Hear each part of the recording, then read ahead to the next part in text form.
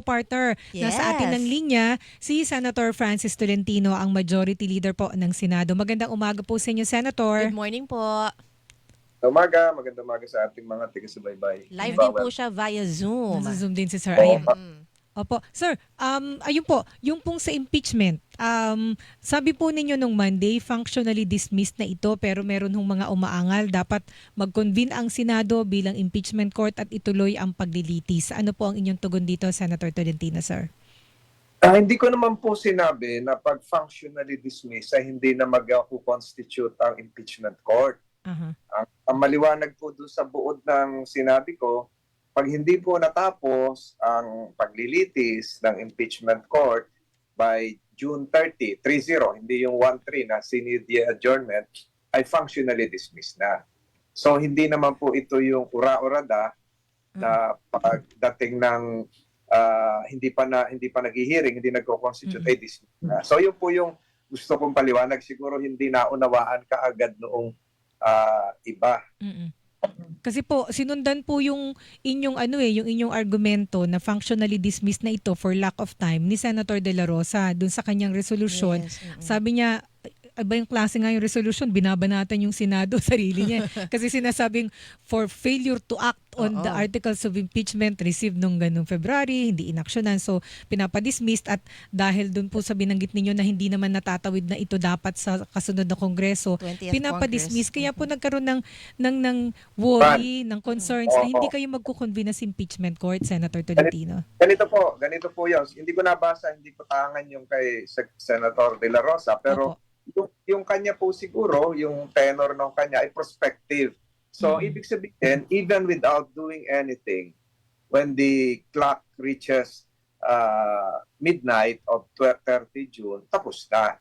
Even without a formal dismissal, even without a declaration. That is the meaning of functional dismissal. So, Panahong motion. pero sir, kasi final ho niya yung resolution, kaya ang dating is, teka muna, magbobotohan pa ho ba kayo kung magkukonvene kayo bilang impeachment Sabihin court, po sir? noon, ang ibig sabihin po, hindi ko, unahin ko, hindi ko tangan dito yung nakita ko lang yun sa mga post-post. Opo. So, ang ibig sabihin po noon, kagaya nung sinabi ko, kasi ang sinabi niya, na-inspire daw siya doon sa sinabi ko. Opo. Ang ibig po noon, pag tumakbo yung oras, at nagkaroon ng trial, o hindi nagkaroon ng trial, basta dumating yung clock, yung constitutional clock ng alas 12 ng ating gabi, tapos na yon even without doing anything. Siguro yung mga ibang mga legal scholars naman, sinasabi na you cannot do that. Marami hong nagsasite na bawal daw po yung sinasabi na motion to dismiss. Dismiss, opo. Opo. So gusto po nating kasi marami nagsasite ng mga marami nagsasite ng US jurisprudence, saan sila humuhugot. So paliwanag, the first time nagkaroon ng ganyan dismissal, recent vintage lang yan, April 17, 2024. Si Secretary, kahit i-research na ito, si Secretary Mayorkas ng Department of Homeland Security, nag-move si Senator Schumer sa US Senate to dismiss the articles of impeachment. So natapos po kagad yun, hindi na natapos yung proceedings, nag-motion to dismiss na lang sa US Senate. Na-dismiss yung kaso noong Secretary, without a full trial, without a full trial, nagbutuhan po yung US Senate 51-49. So, To dismiss 2 articles of impeachment against Secretary Mayorkas. Ito po yung panahon ito ng Biden administration pa ata ito. So yung US setting kasi sinasite dito kasi pagka po wala tayong jurisprudence, ay ina-adapt natin or sinusundan natin yung sa ibang bansa. Opo. Ina-adapt natin ng US rules kasi yung ating impeachment rules ay halaw sa US Senate. At ang US Senate naman ay halaw po sa British Parliament. Kaya yung nagsasabi naman na continuing body, yung sinasabi nilang continuing body, yung kadahilanan po noon kasi halaw po nga yun sa British Parliament. Yung British Parliament, 2 houses. House of Commons and House of Lords. Aha. Sir, House ito of Commons, yung nagfa-file, yung House of Lords, perpetual sila. For Mhm. life po sila, kaya continuing sila. Okay. Sir, ito po, kasi ang dami hong abogado, magagaling na abogado, kagaya ninyo, iba-iba ho yung pananaw. Yung Mm. sinasabi po ninyo na functionally dismissed ito, pag dating ng June 30, in effect, mawawala ng bisa yung impeachment court dahil malulusaw na yung 19th Congress. Mm. Opo. Who will decide po kung itutuloy o hindi sa 20th Congress yung paglilitis? Paano po? Sino, Nag-copy kayo? Opo, Senator, sino po ang magdedesisyon nun kung magtutuloy o hindi ang trial sa 20th Congress? Tingnan niyo po ito. Pag sinabi po ng 19th Congress ngayon na functionally dismissed, ang ibig sabihin, wala kaming ibibigay, ipapasa sa Opo. 20th Congress kasi hindi naman namin, wala kaming kapangyarihan magbigay ng jurisdiction sa next Congress. Only the Constitution or law can vest jurisdiction on the Congress to have jurisdiction. Wala pong ganung batas. Lahat po ng nagsasabi ngayon, jurisdiction ang 20th Congress, ang succeeding Congress, ay wala naman pong maipakitang provision sa ating saligang batas. Kaya ang sinasabi ko po noon, show me a provision in the Constitution, 1987 Constitution, that would point to the words carry over. Wala. Pero sir, Opinion lang po nila yun. So ganito naman po yung isang magiging issue dyan. mm-mm. If the 19th Congress will issue a declaration concerning jurisdiction, it is as if they have exercised jurisdiction. Aha. How can you have a preliminary determination if you have jurisdiction or not, if you do not have jurisdiction? So wala naman pong makakaalis sa kanila na magsabi na wala silang jurisdiction or may jurisdiction. Subalit, yung aking sinasabi po ay pag nag-lapse po yung 19th Congress, tapos na po yung kaso. So, ang sinasabi ng iba, bakit hindi nyo simulan ngayon? O yun na po. Sa Bisaya, karon. Alam niyo po, pwedeng gawin talaga yon. Nothing will prevent the 19th Congress from adopting perhaps a rules of procedure for an expedited impeachment trial. Kaya pong tapusin yan. Kaya pong tapusin yan ng 19 days simula sa June 11. Ba't hindi Sa na lang akin. yun ang gawin, sir? Opo. Kasi ba't hindi yun ang gawin nga po, sir? Sir, kasi meron hong like si Senator Drilon, former Senator Drilon, sabi niya kagaya ng binanggit nyo, kaya naman siyang tapusin actually. Yeah. Kaya lang ho, ang nakakatagal kasi nandun sa impeachment rules na paulit-ulit na binanggit ni Senate President Escudero is nasa impeachment rules yung respondent, the Vice President will be given 10 days within which to submit answer, tapos pasasagutin ng prosecutors. So sa exchanges na yun, kakain na ng oras, pagsasara na talaga. Pero kung tutuusin, you can amend your rules po and make it 2 days na lang. Kaya po. Inaral ko po, ilang araw ko na pong inaaral yan eh. Under the Constitution, nothing can prevent the Senate from promulgating its own rules. Pinagalang po yan ng Supreme Court. And nothing can prevent the Senate, the 19th Congress, from adopting or amending a new impeachment rule so long as it will not affect the substantive rights of the respondent here. Due process pa rin. So yung 10 days, may existing rules tayo 2011 na ginamit ng corona impeachment na 10 days. Igalang po yun. Pero kung titingnan niyo po, pwedeng ma-expedite. Bigyan ko kayo ng halimbawa. May draft nga ako. May draft po ako ngayon. So, i-constitute ang impeachment court sa June 11. Tapos 10 days pa rin yung submission ng answer ng respondent. Tapos kung mag-reply yung prosecutors, June 22. Submission of trial brief, June 23. Tapos opening statement na rin sa hapon. Opening statement sa hapon ng June 23. Anong araw ba yung June 23? June 23 Monday, sir. Maiiwan na lang po hanggang 30. Patapos niyo po ako. Sige, Patapos sir. niyo po ako. Presentation of evidence on the part of the prosecution, June 24 to 25. Opo.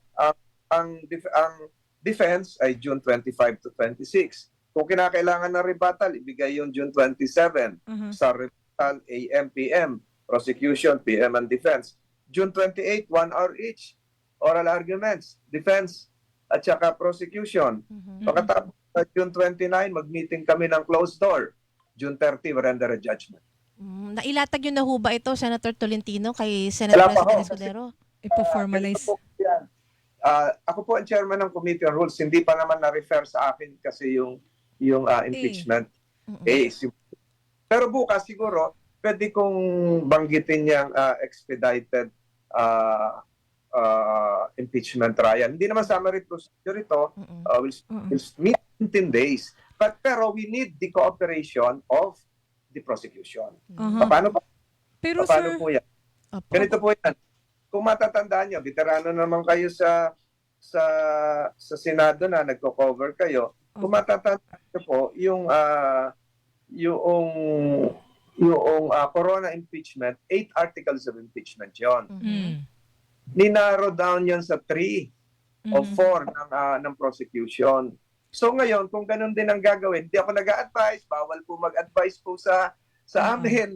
Hindi, pwede mag-encourage. Siguro kung inanaro, nila. yung focus, yung 7 articles of impeachment, pwede lang gawin 2. So, yung 2, doable na yon. Piliin na lang nila yung sa tingin nila ay meron silang sapat na ebidensya. Kung wala naman, hindi na dapat yun. Sa ganon, paraan, talaga mapapabilis ito. Ganon din yung mga nangyari sa mga nakaraang impeachment cases, yung era of impeachment cases, maging yung kay President Clinton, yung kay President Clinton, kung hindi ako nagkakamali, natapos ng 37 days. Pero sir, Ito ang Mayorkas case na sinabi ko, hindi na nag-trial. Opo. Pero kung sakasakali po, Senator Tolentino, na hindi pumayag si Senate President Escudero sa ganito pong inyo pong nilalatag ngayon masasabi ho ba na mamamatay na lang po yung impeachment case versus Vice President Duterte? Kasi hindi natatawid ng 20th Congress eh. Tingnan natin kung ano mangyayari sa June 11. So sa June 11, yung presentation ng articles ng panel of prosecutors, and then we have to constitute ourselves as an impeachment court. Opo. The following, so months, tumakbo na yun. So ang critical period dito ay yung June 21, yung 10 days. So bakit ano po, kung nagsasuggest din lang ho kayo na expedited, porso ko lang yun, sir. Bakit ina-assert pa rin na 10 days pa rin po yung ibibigay sa Vice President para sumagot, ba't hindi gawing 3 days, 4 days? Ayun naman na niya. Inisip ko na rin yan na gawing 5 days or 3 days. Pero yung existing rules kasi ngayon, nakalatag na yan, matagal na since 2011, and Supreme Court decisions would validate this, that it has now been transformed into a substantive right on the part of the respondent. Inaasahan niya yan na 10 araw talaga siya. Although, alam naman nating lahat, yung mga abogado niya, ay matagal nang hawak-hawak yung articles. Alam na niya, opo.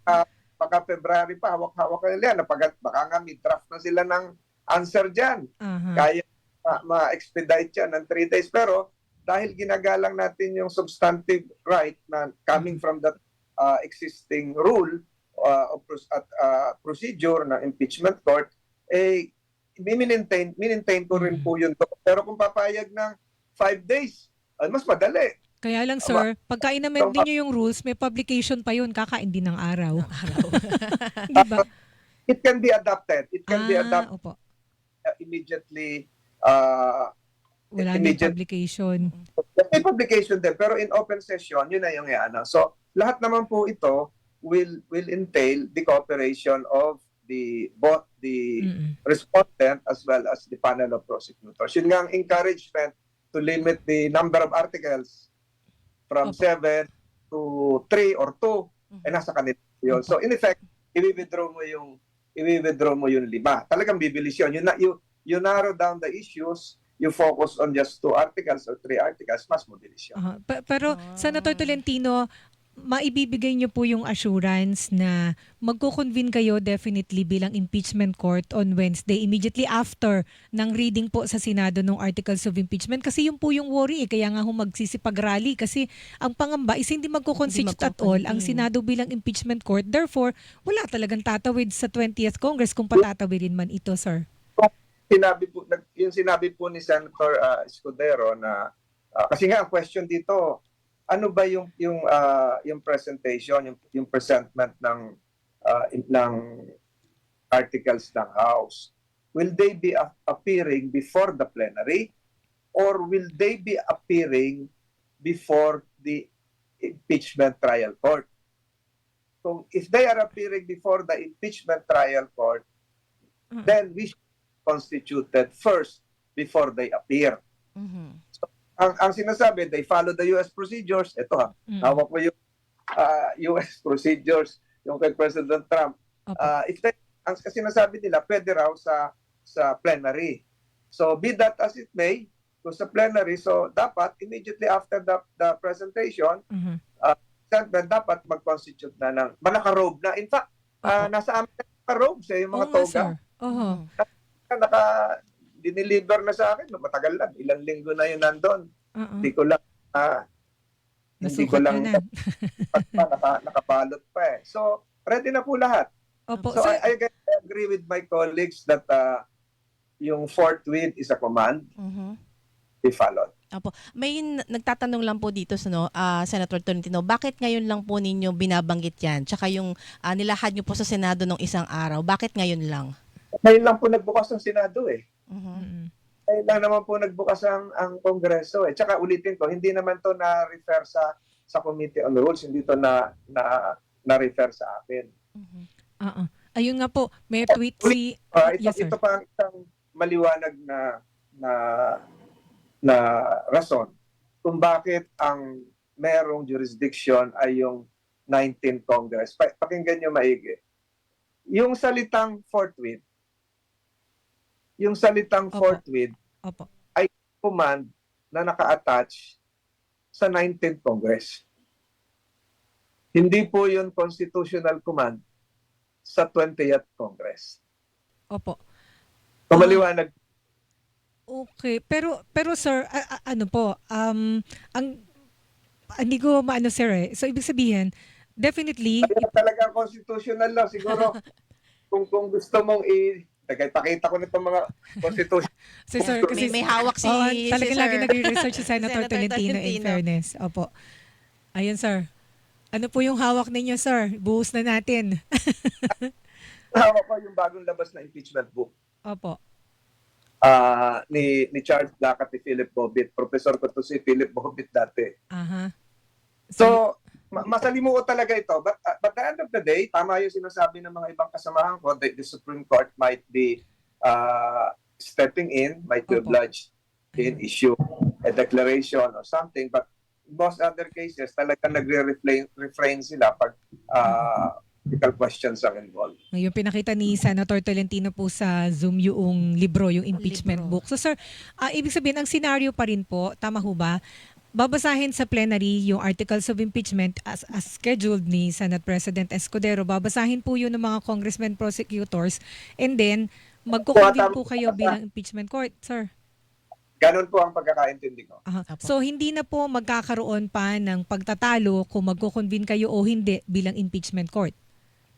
Yun po ang pagkakaalam ko na magkukonvene as an impeachment court. Aha. Susugan ko yan, partner. Paano po kung ituloy po ni Senator Bato de la Rosa yung kanyang resolution kapag po kanyang final? Paano po ito a-actionan? Ulitin ko po, yung resolution ni Senator De La Rosa sa pagkakaunawa ko, if he was truly inspired by my speech, is prospective in nature. So that would take effect when the clock, ulit-ulit kong sinasabi, hits 12 midnight of June 30. Pag hindi natapos ng June 30, wala na simula ng June 30, yun yung kanya naman na, ano ba yung word niya na ginamit? Hindi naman functional dismissal eh. Due to- Deemed. Opo, deemed dismissed for lack of Oo. material time. So, hindi naman yung agad-agad pag final yun, dismiss na tayo, hindi. Kaya nga kinumpare ko kanina yung Secretary Mayorkas case sa US. 2024 lang ito nangyari, April 2024, na nag-convene pa yung Senate as an impeachment court at si Senator Charles Schumer na New York ay nag-move siya during the trial itself. Dahil po kasi doon sa mga dahil doon sa resolution na to na nagpapadismiss, sari-sari na po yung mga Ay, concerns, oo, mga ano talaga agam-agam. yan, yung mga haka-haka, lalo na yung mga ibang Mm, pan na hindi naman naunawaan yung batas siguro, no offense to them, kanya-kanyang mm. opinion. Pero alam niyo po, ang impeachment ay base po sa saligang batas Opo. at hindi po base sa individual na opinion. Opo, yun tuloy dahil po doon sa lumabas na mga pangamba na hindi magko-convene ang Senado man lamang bilang impeachment court, i-dismiss na agad yung articles of impeachment, sabi ni Professor Teodoro Te, dating spokesperson ng Dente. Supreme Court, UP, ano siya, professor, sabi niya katulad yan ng extrajudicial killings na hindi man lang kasi tumuntong sa korte, di-dismiss na kaagad, parang na EJK. So hindi po ganun ang Matukhang. mangyayari, sir. Yung aking, kung makikita niyo po yung aking speech, maliwanag naman doon yung naging pundasyon ko. Hindi naman po galing sa wala yon. Sinasabi ko po noon, contrary to what others are saying regarding continuing jurisdiction, continuing body, there is a big structural difference between the Philippine Senate and the US Senate, the Philippine Senate, and the British Parliament. Alam niyo ba, ang United Kingdom, walang konstitusyon? Ah, talaga, sir? Ano? Wala po konstitusyon, not a single word. Akala ko lahat ng bansa may Meron, konstitusyon. Wala po. Ayan, maraming ito, yung mga pandits na naman. So, sinasabi ko po ngayon sa mahigit 20 mil na salita sa Philippine Constitution, wala pong salita doon na carry over. Sir, ako isa na lang. Sabi ni Senator Pimentel, kung hindi kayo magkakaroon ng trial, ang Senado po ay masisira ang kredibilidad, ang integrity. I totally agree. Mhm. I totally agree. Kaya kung narinig niyo yung speech ko, nakalimutan nila yung speech ko. Nagsimula ako doon sa salitang forthwith. Diba binanggit ko Opo, yon? opo. Yes, sir. Ito, hawak ko. For the past 117 days, our nation has endured a period of constitutional uncertainty. Mhm. Sabi ko yun eh. Di ba? Mhm. So, agree po ako doon. Kaya lang, yung pagkakaiba namin ni Senator Pimentel ay yung tawid. Ayun yung Yung, tawid. yung mga binabanggit kasi nila na instances na may tawid, kagaya ng National Canvassing Board, nakalagay naman yun sa saligang batas. Mm-mm. Yung mga National Canvassing Board, regular po yon, periodic, kini-create yun tuwing may eleksyon. Ang Mhm. impeachment trial court po, hindi po ito periodic, hindi po ito regular pag meron lang nag-file. Ayun. So ang sinasabi niyo po din, Senator, para po matapos yung mga yung constitutional issues, mga debate kung pwedeng tumawid o hindi, sikapin niyo matapos bago Correct. hanggang June 30. Correct. Yun po yung sinasabi ko. Oo. Yun din po siguro yung tenor nung kay Senator De La Rosa na pag hindi natapos, wala na talaga. So hindi eh. Iba yung kay Senator De La Rosa, dismiss na. Hindi, sir eh. Gusto niya talaga Yun ang dismiss sabi niya, na. yun ang Basura na. sabi ba niya yun? Kasi ang point nila, pati ni Senator Amy, kasi politika lang ito. Kasi kung yun yung tenor ni Senator De La Rosa, hindi siya na-inspire sa akin. Labas kayo doon. Labas si Senator Toliti. So, sa atin, kailangan ma-maintain yung credibility ng Senado, Oo. Kongreso, kailangan ipagpatuloy yung paggalang sa saligang batas.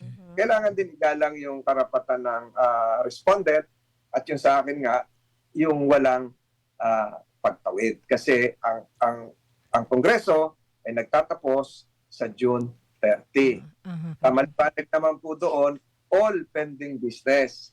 Ibig sabihin ng all lahat, hindi naman sinabing only legislative business will Opo. expire. Excluding, gano'n. Wala naman nakalagay na gano'n. Naalala ko, sir, kaya pala lumutang din yung pangamba na magbobotohan pa ba kayo? Nawawala O- po kayo. Opo, Senator, kaya ho nagkaroon din ng issue na magbobotohan pa ba o hindi kung magkukonvene ng Senado bill impeachment court? Kasi nung press conference ni Senate President Escudero nung Monday, nangulit po kami, nagtanong ako. So, ibig sabihin ba, dapat talaga mag-convene kayo bilang impeachment court? Sabi niya, yun naman talaga ang dapat na mangyari. Pero kung meron kasing magmo-motion o kung meron may sariling pananaw contrary to that effect, pwede magbotohan. na parang, sir, ano ba yun? Pagdedebatehan pa ba o hindi? Debatable pa ba o hindi kung magkukonvene kayo as impeachment court?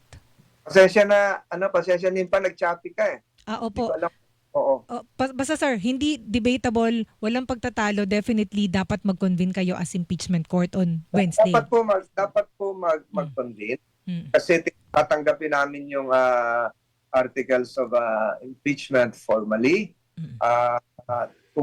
Kung itutuloy yung trial, alam niyo yung pagko-convene is part of the trial itself. Opo. Simula.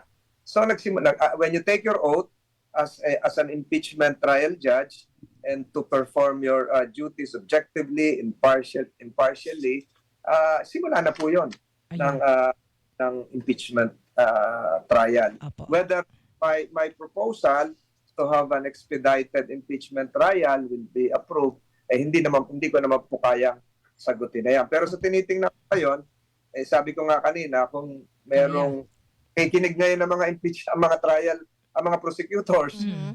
o kung siguro sila bago pumunta sa Senado sa 11, nagkausap-usap sila, Mm. kagaya sa Corona, winidraw yung, ilan ba yung winidraw? 5, baka pwede rin. Mm. O sabihin naman nila, sabihin ng iba, winidraw namin yon, winidraw ni Congressman Tupas, nung ongoing na yung trial. Aha.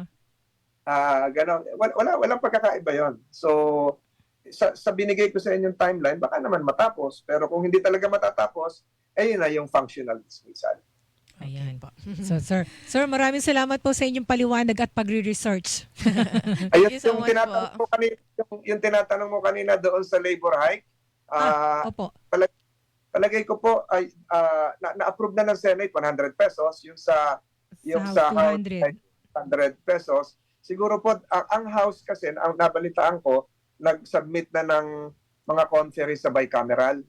So dapat pagkaroon na kami ng bicameral. Ang kailangan lamang dito ay maprotektahan yung ating mga small and medium enterprises, lalong-lalo na yung mga empleyado na less than 10 na huwag sila masyado maapektuhan, mabigyan. Sa version kasi ng Senate, walang provision para doon sa small and medium scale. Sa House ay parang meron silang incentive. So dapat siguro mag-agree doon na magkaroon sila ng incentive para hindi naman mamatay yung ating mga maliliit na mga nagninegosyo, lalong-lalo na sa mga probinsya. Ayun. So ano pala to?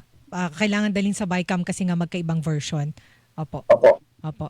Ayan, with that sir, maraming salamat po sir. Thank you Salamat po. po. Ingat po palagi. Salamat. Salamat Maraming salamat. Mga kapuso, si Senate Majority Leader Francis Tolentino, yung sa 200 pesos versus Hilingan, walang pinopro